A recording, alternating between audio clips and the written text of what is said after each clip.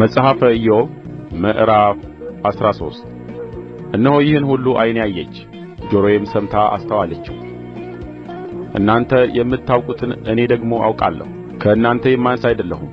ነገር ግን ሁሉን ለሚችል አምላክ መናገር እፈልጋለሁ፣ ከእግዚአብሔርም ጋር ለመዋቀስ እሻለሁ። እናንተ ግን በሐሰት ለባጮች ናችሁ፣ ሁላችሁ የማትጠቅሙ ባለመድኃኒቶች ናችሁ።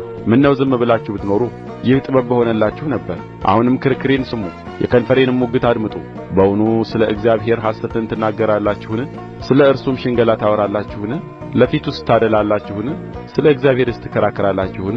ቢመረምራችሁስ መልካም ይሆንላችኋልን? ወይስ በሰው እንደምትሳለቁ ትሳለቁበታላችሁን? በስውር ለሰው ፊት ብታደሉ ዘለፋ ይዘልፋችኋል። ክብሩስ አያስፈራችሁምን? ግርማውስ አይወድቅባችሁምን? ምሳሌዎቻችሁ የአመድ ምሳሌዎች ናቸው፣ ምሽጎቻችሁ የጭቃ ምሽጎች ናቸው። ዝም በሉ እናገርም ዘንድ ተዉኝ።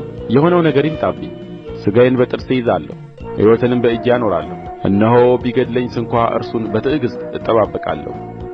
ነገር ግን መንገዴን በፊቱ አጸናለሁ፣ ዝንጉ ሰው በፊቱ አይገባምና እርሱ መድኃኒት ይሆንልኛል። ነገሬን ተግታችሁ ስሙ፣ ምስክርነቴንም በጆሮአችሁ አድምጡ። እነሆ ሙግቴን አዘጋጅቻለሁ፣ እንደምጸድቅም አውቃለሁ። ከእኔስ ጋር የሚፋረድ ማን ነው?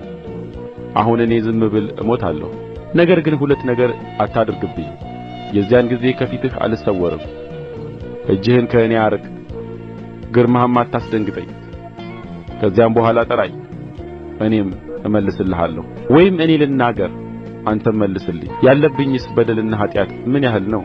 መተላለፌንና ኃጢአቴን አስታውቀኝ። ፊትህን ከእኔ የሰወርህ እንደ ጠላትህም የቈጠርኸኝ ስለ ምንድር ነው? የረገፈውን ቅጠል ታስጨንቃለህን?